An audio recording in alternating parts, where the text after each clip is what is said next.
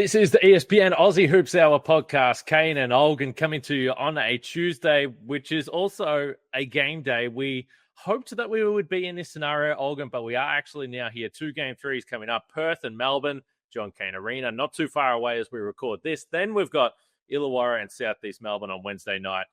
So we figured, ESPN Aussie Hoops Hour, we're thinking maybe an ESPN Aussie Hoops half hour, maybe a little bit less, because there is a short lifespan for this podcast, Olgs. We'll rip into a few big picture thoughts from the series so far, and maybe some of the keys to what we think could be the difference in game 3.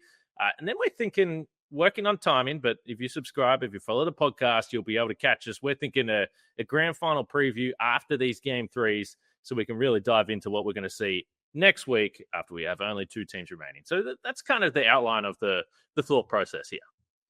Yeah, I sort of underestimated how quickly we'd get this first series done. As in, it's going to be done before look, we're recording right now. These series are going to be over very, very soon, within the week, which is crazy to me. But there's the other thing that every coach is talking about right now. These are barely series. You got to win 2 games here. This isn't like a 7-game grind out series. You just got to have 2 good games during the championship series.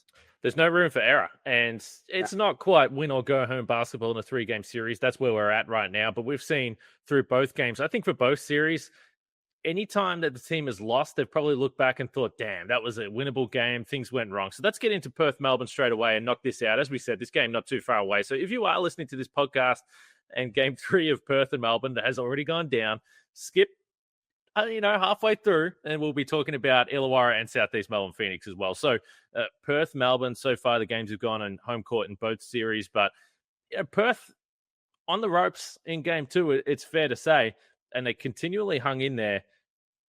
Insane atmosphere. First hat tip goes to the fans, because even when it looked like things were dire, even when it looked like the Wildcats were done and dusted, those fans were still wild. They created a raucous environment, and they gave this team probably just the little edge to go on the runs, and maybe for Melbourne, put a few players under some significant pressure. So I do think in these scenarios, generally the team playing at home maybe feels a little bit more pressure to get it done on their home floor.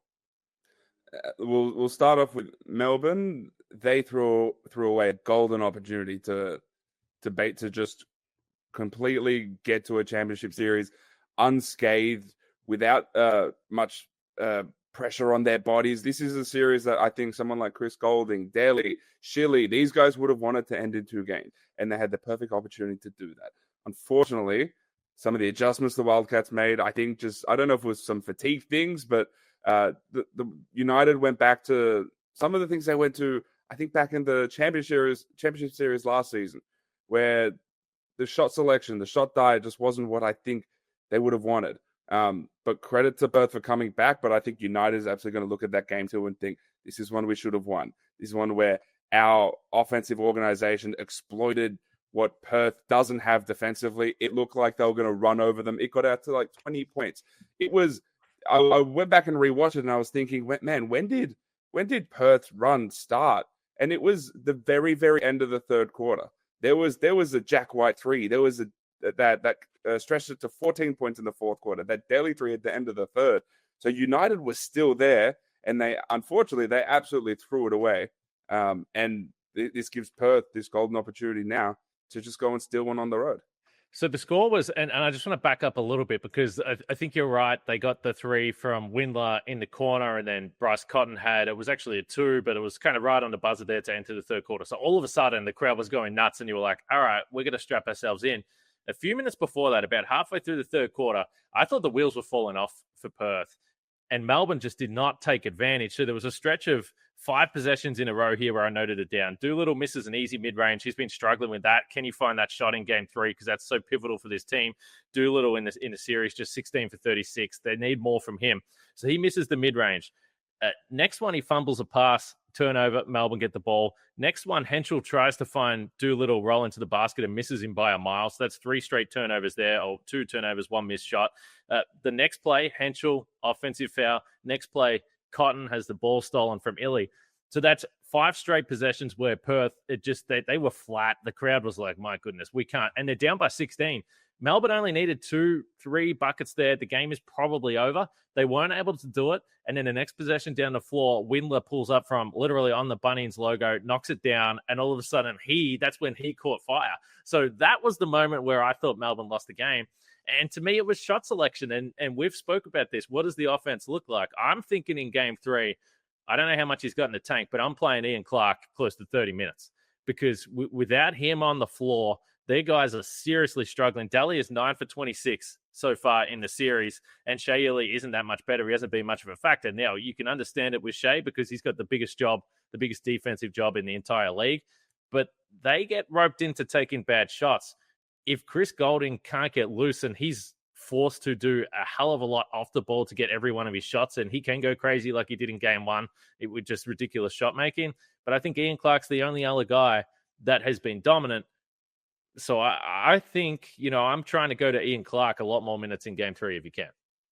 Yeah, I wonder what United is going to do to counteract that small lineup that John really went to at the end of game 2. Again, I liken it back to that championship series last season where the Jack Jumpers went to that small lineup, and I think it stifled United. I think it became more difficult for guys like Shilly and Delhi to find advantages going up against a small lineup that was they do a much better job of containing them just because there's more mobility out there. They're more dynamic defensively.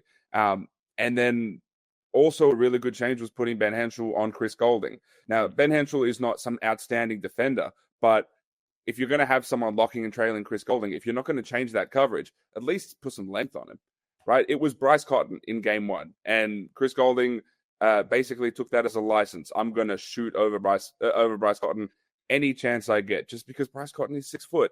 Chris Goulding is 6'4". You put a 6'5" Ben Henschel on him. There's some size and length there.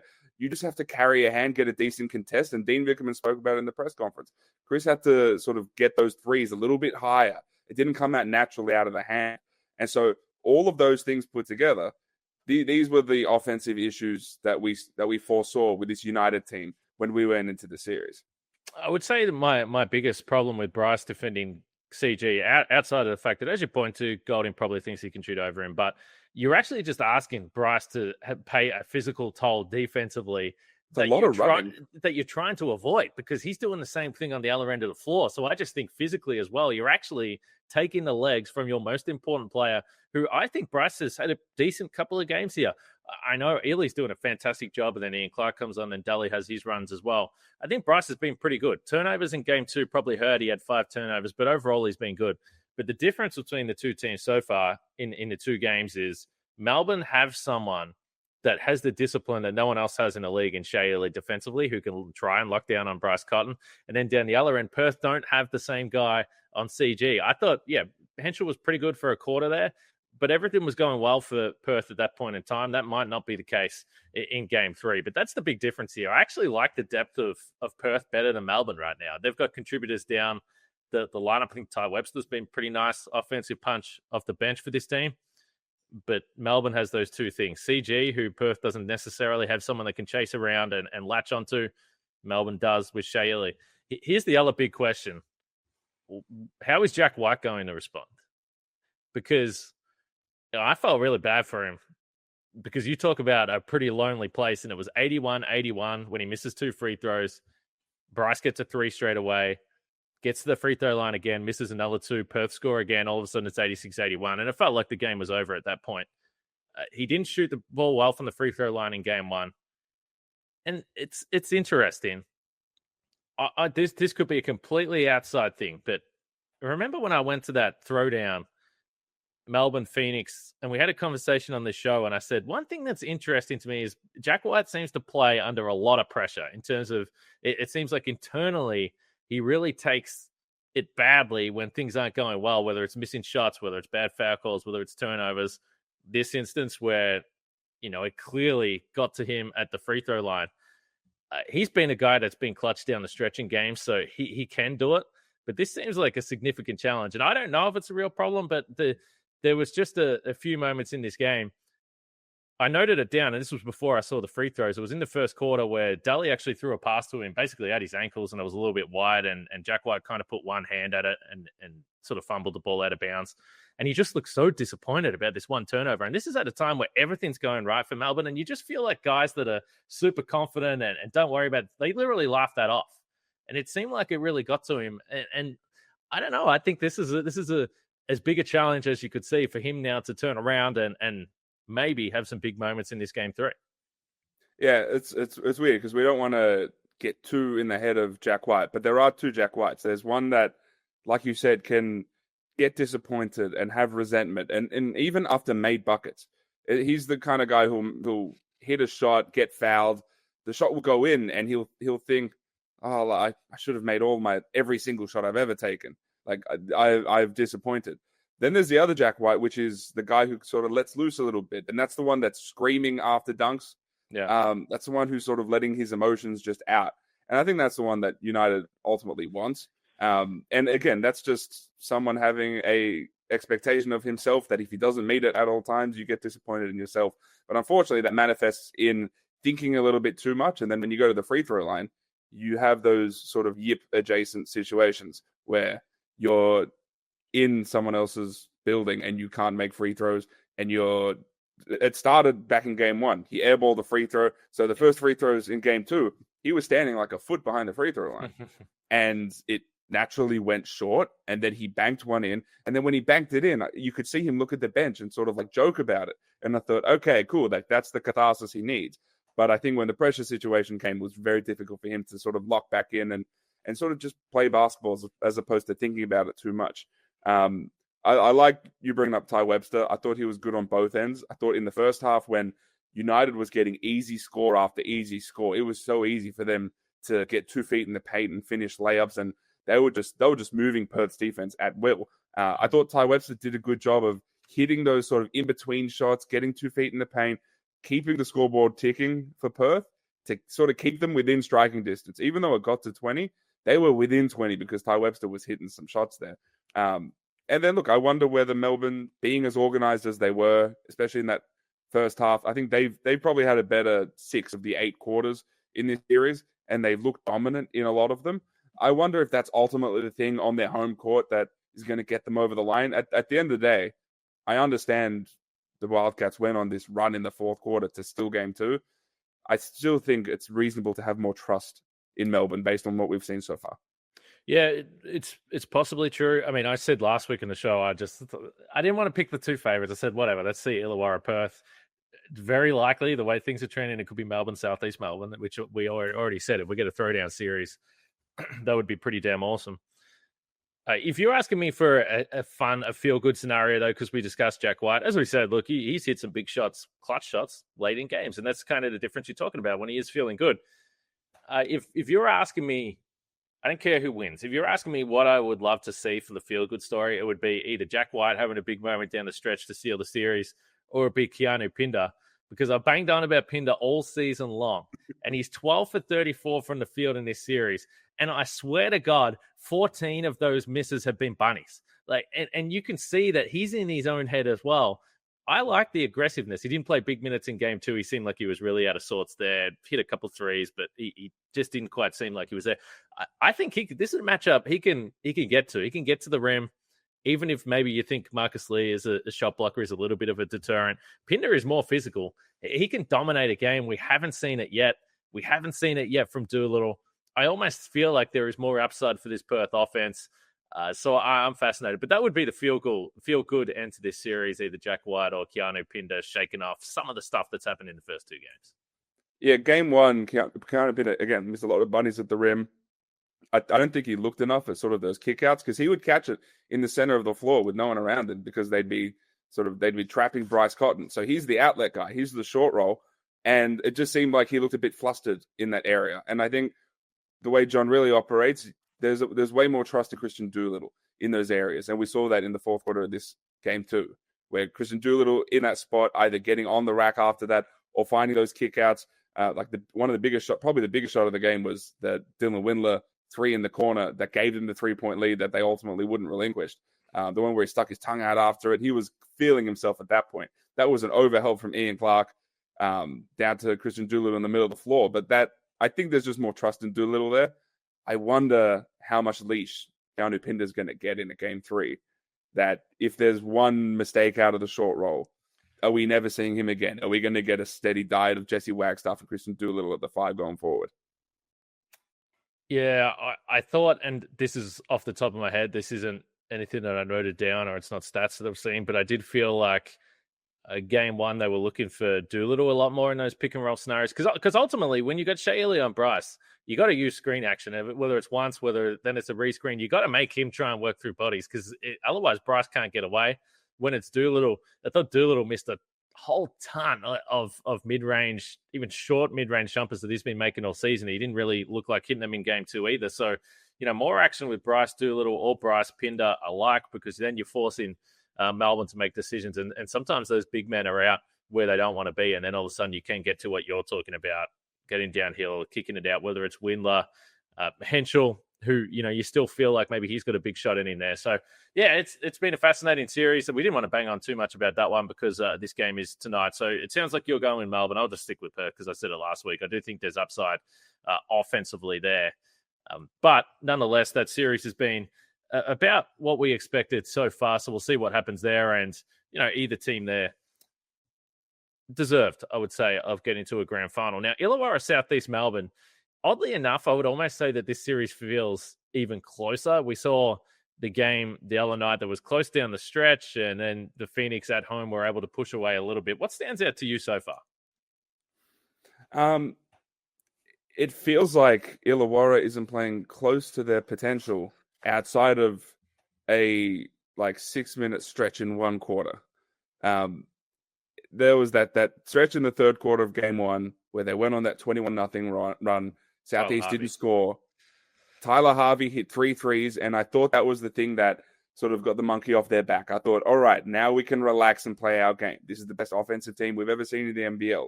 We thought that they would start flowing that way. But outside of that quarter, I don't think we've seen that. Because when you go on to game two, I thought it was back and forth. Again, I thought Illawarra looked a little bit stiff. And Trakel just didn't find his footing in that game too. I thought he was really bad. I thought the shot selection was bad. I thought some of the decision-making, the turnovers, the live ball turnovers, I didn't like those at all.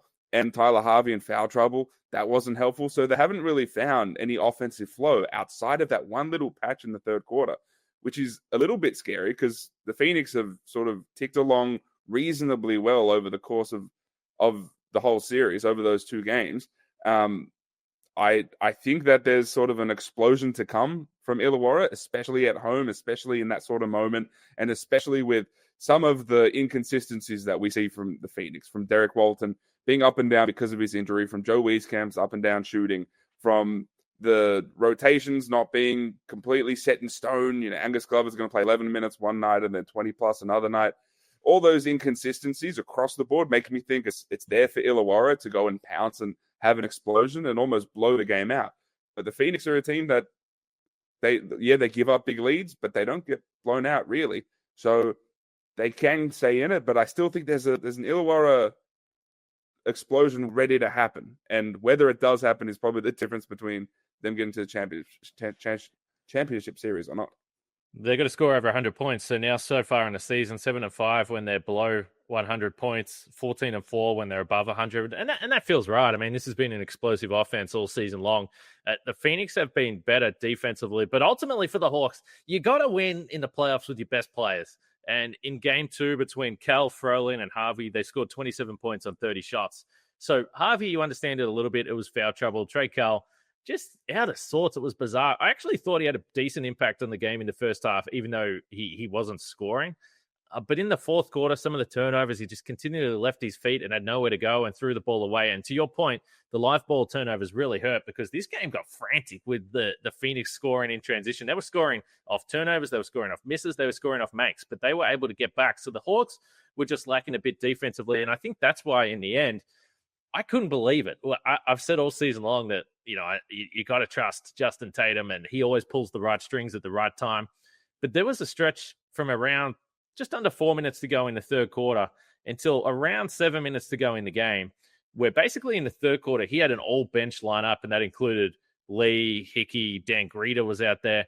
And look, Hickey and Greta brought great contributions in this game too.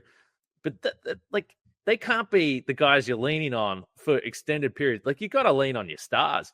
But I think that the reason why Tatum went to those bench lineups was because he wasn't getting enough out of his best players, and he's not afraid to change that.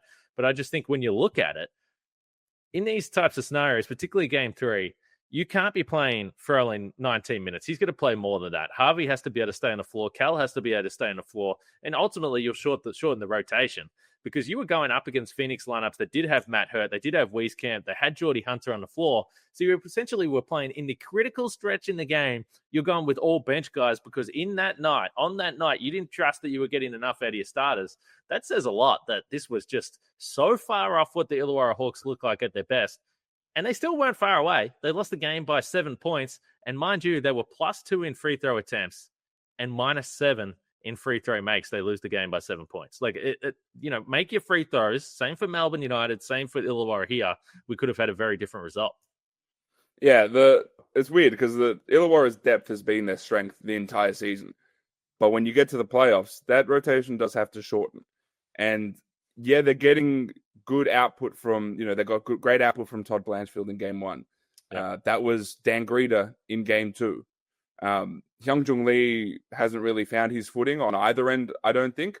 I think Darius Days has almost looked out of sorts. Game 1 played 4 minutes. Game 2, it felt like what he was doing was just empty calories out there. I don't think he was making an actual impact on the game.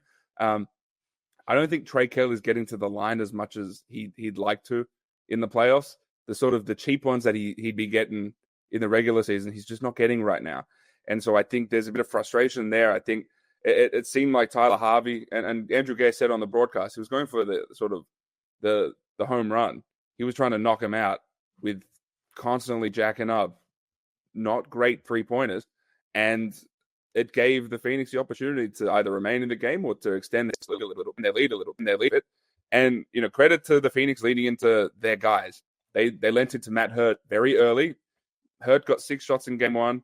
He took the first shot in game 2. I think he would have had 6 early in the second quarter or something like that. He was super efficient. He did his job. Nathan Sobey, I thought, largely made good decisions in that game, especially with Derek Walton Jr. sitting for the majority of the end of the game because it just seemed like he was out of sorts with his health. That's my guess. Just him playing 2 games in a short amount of time after just coming back from a hamstring injury. And then credit to Angus Glover. Angus Glover made big plays at the end of the game, made big shots. They knew where they were going to, whereas it seemed like the Illawarra Hawks were putting the ball in David Hickey's hands and hoping for the best. And when the Phoenix are stopping you in transition, which is one of the keys to how you stop this Hawks team, stop them on the boards, which the Phoenix didn't do, which is a scary thing, and stop them in transition. The Phoenix did the latter, and I thought that helped them a lot. But yeah, I don't know if you're going to win this game with just letting David Hickey just freelance out there. Yeah, he's really talented, but I want the ball in Trey Kell's hands, in Tyler Harvey's hands. I want them running the stuff that has them being the best offense in the league. This was, I checked throughout the season, this was their second worst offensive game of the season. They only had one game during the regular season that was worse than this offensively. So this was anomalous from the Hawks. They won't do this again.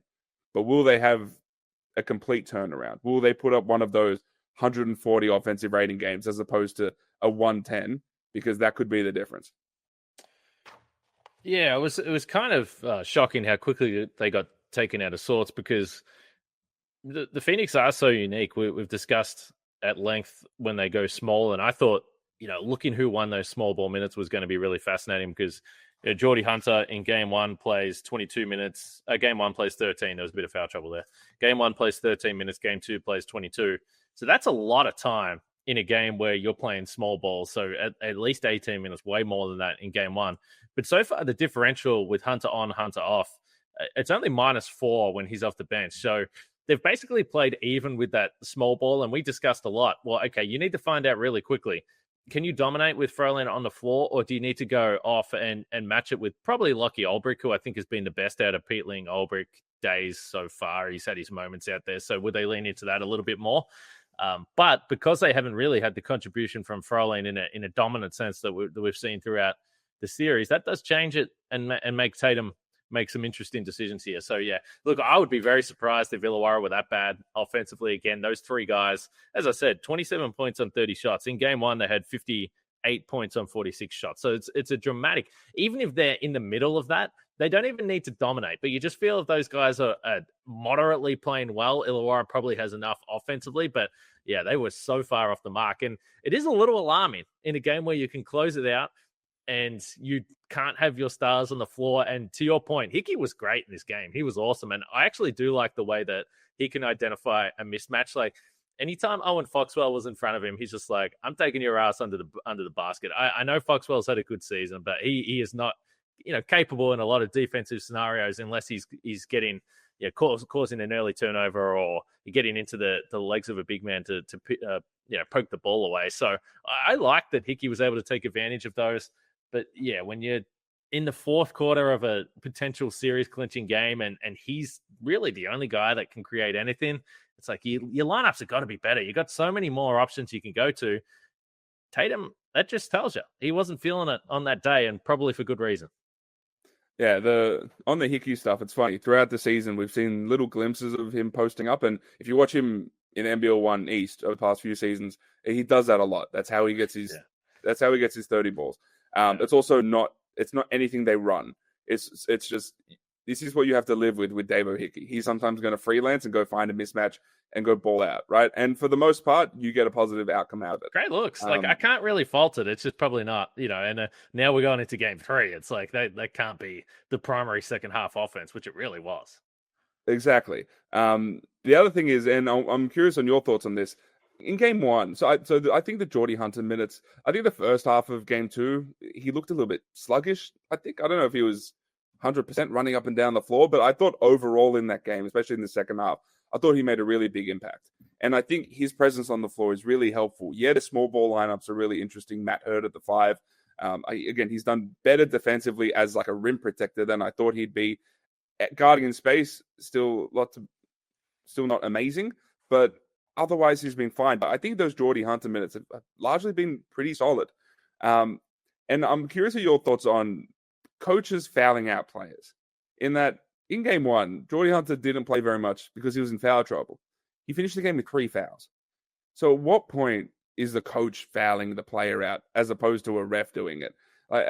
At some point, you just have to play your guys and have trust in them to give you positive minutes and to not foul out, because otherwise you're just not playing one of your high impact players because of perceived foul trouble. And then ultimately that foul trouble never existed because they finished with 3 fouls. They weren't even at a risk of fouling out at the end of that game. So what are your thoughts on that? Because I know I've heard some coaches in the past talk about, yeah, we'll let them play. We trust them. Like if we take them out, we're fouling them out. What do you think about that? I think in the first half, it's a little different to the second half. So an example I would give, particularly because the Phoenix, they lost those minutes for Hunter anyway. And maybe it was because he was playing a little bit timid. I'm not 100% sure. Maybe it's a little stranger because Hurt wasn't really having an impact in the game. Whereas you go to game 2 and you're like, okay, well, we can go small because this guy's just tearing him to shreds. So it actually doesn't really matter.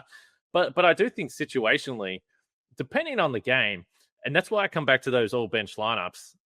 Like Harvey had 4 fouls, but I just would have started him in the fourth quarter. Like that's where you just say, hey, look, we're either going to win this game and get through to the grand final or we're not. Like, it doesn't really matter if I save you for 3-4 minutes into the quarter and all of a sudden we've kind of stagnated. Like, you may as well go for it. Like, at that point in time, that's how I was feeling. I was like, man, I would just have Harvey on the floor right now and live with the results. I do also think for the most part, the officiating, we spoke about it a little bit. You pointed to it where maybe some of the Hawks guys don't feel like they're getting foul calls at the risk of annoying a lot of the listeners. I think Melbourne's been allowed to be pretty physical. I would say there's a lot going on with the Bryce stuff that hasn't necessarily been called. I think he only had 3 free throws in game 1. But I'm cool with it. I would prefer them to let things go and say, hey, let's have a battle in the playoffs, especially this. This is game 3. I do not want to see that Southeast Melbourne Perth playing game again. Like, that was an absolute disaster. Like, this is the preferred method. But it does just mean you maybe have a little bit more leeway for letting guys go, to your point there. So, yeah, particularly in game 3s, don't save them. What's the point? You got to win the game. You keep a really key player on the bench and give up a 10-0 run, well, you've just hurt yourself. Yeah. On the officiating, I don't know if I've got a coach's challenge correct this time round. There was the charge call, or like the blocking call on Jack White. What was the other one? There was another one, another block charge that went the way I wasn't expecting, and then that 3-pointer in the corner, Chris Goulding, which was a giant swing of a call, which in hindsight probably should have been an unsportsmanlike foul on Dylan Windler. Well, it was way before the shot, right? It was a clear, no, and you can't review that part of the possession, of course. But then also there was like potentially probably contact on the shot, but it was a mighty quick review that Scott Butler just like, yep, we got it. All right, next up, and then jump ball, Dylan Windler hits a 3, and all of a sudden I think it was like a 6 or 7 point game. Yeah, giant swing in a game that, again, I don't think I've got one right, and I know speaking to coaches throughout the season, I don't know if any coach likes a coach's challenge at this point. It wouldn't surprise me if they vote to scrap it or to overturn it even more than it has been. But that's an aside. I think largely the officiating has been fine over these two series. I think it's been largely fine. There's generally been the physicality that we thought there'd be. I thought in the second game of the Phoenix Hawks series, they were maybe calling things a little bit tighter, just generally. But over the course of both of the 4 games we've seen so far, I'd give the officiating like a solid like B+, which is a really good score for NBL officiating. Hey man, if you're watching an NBL game and you're not walking away annoyed by it, then you're just talking about the officials, just talking about them. I've gone away from most of these games not talking about the officials. Yeah, exactly right. No, I'm with you there. It hasn't been an issue for me. I'm sure if you're emotionally attached to one of these teams, you're feeling a little bit frustrated by certain elements. That's totally fine. Ultimately, these players, we've seen it through 2 games. They're going to make their free throws. It can lose you a playoff game. Right now, it can lose you a playoff series because game 3 on both sides. Let's wrap this up because I know these games are coming up. I can't wait to talk about whatever the grand final series is. As I said, I'm not going to change the outlook. Illawarra I've been on all season, but they have by far had the most alarming performance for me out of all these teams. So I'm a little on edge about what the Hawks are going to do in this game 3. They need to respond. Perth, Melbourne, I think has been pretty close either way. I think Perth probably could have felt like they missed an opportunity in game 1 that got ripped out of their hands by Chris Goulding. And in game 2, Melbourne blew it down the stretch, and obviously the Jack White situation with the free throws wasn't just him, but that was clearly critical in this game. So, I think in both series, every team should feel like they're in it. Maybe a little bit more pressure on the home teams, but it's set up perfectly. I think there's no doubt about that. Yeah. My final thoughts are, I know we largely focused on game 2s, but Chris Goulding hit 10 3-pointers in game 1 to win Melbourne that game. Brett is outrageous. He's an absurd shot maker. I get Perth had a lot of breakdowns. Some of the shots were just insane. They were absurd. So again, appreciate him while you can. I'm curious to see on the complete other side of things, what does Derek Walton Jr. look like in game 3? Because he looked like a shell of himself in game 2. Again, didn't have the same. There was a point at halftime of game 1 where I was like, is he the best player on the floor? And if he was, then man, this series is going to be so interesting. He had like 11 and 9 or something like that going to the half. And I thought, oh, wow, this is Derek Walton Jr. Obviously, quick turnaround, hamstring injury. Travel. Wasn't as effective in game 2. Two days off going into game 3. So does he go back to that Derek Walton Jr. we know, or is he going to be somewhat limited? That could be the key here. I'm very curious to see what happens.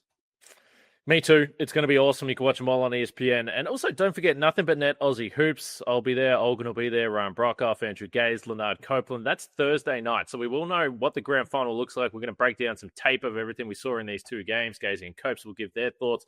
Olgun will have the news as well. So it's going to be a really fun show. Thursday night on ESPN. Make sure you check that out.